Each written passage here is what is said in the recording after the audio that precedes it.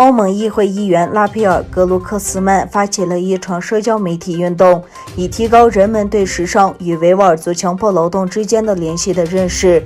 他解释了为什么欧盟立法对于制止供应链中的侵犯人权行为至关重要。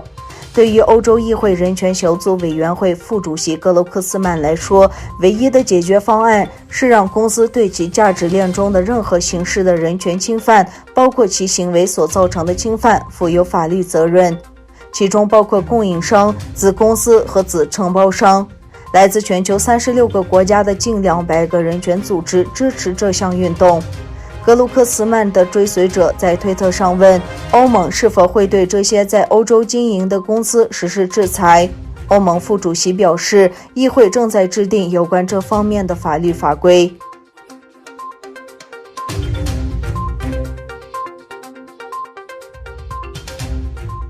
维吾尔自治区卫生健康委最新通报，8月4日0时至24时，东都觉散寒冰团报告新增武汉肺炎确诊病例22例，新增无症状感染者13例，均在乌鲁木齐市。现有确诊病例618例，非重症9例，重症19例，其中乌鲁木齐市614例，喀什地区2例，昌吉回族自治州1例，兵团1例。尚有16318人正在接受医学观察。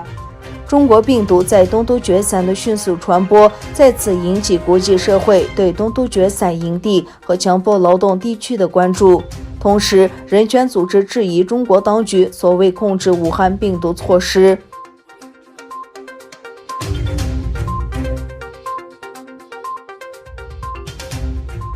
中美争议白热化，双方记者或被当局政府驱赶，或拒绝继续签发工作证。在大批驻美国的中国记者签证于2天后到期之际，中国环球时报总编辑胡锡进表示，中国已做了所有在美记者不获延签而要离开的最坏打算，扬言中国即使会做出反制措施，包括派驻香港的美国记者。美国于5月10日公布新入境措施，把所有中国或华裔记者的工作签证由过往的无期限大幅缩减至90日，期满必须续期。中国外交部发言人王文斌在例行记者会上说，中国可能针对美国拒绝为中国记者延长驻美签证而采取报复行动。中国在今年2月宣布将驱逐在《纽约时报》、《华尔街日报》和《华盛顿邮报》工作的美国记者。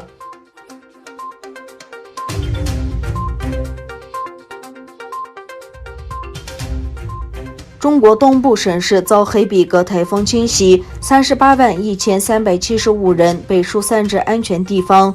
据中国国家气象中心发表的声明，由于侵袭该东部浙江和福建省以及上海市的黑比格台风警报级别从黄色提高到第2高等级橙色级别。台风引发每小时90公里风速的大风及倾盆大雨。浙江省有381375人被疏散到安全地方。此外，在福建省停止了列车服务和建筑活动，渔船被拉到岸上。受台风影响，预计上海白天会有大雨。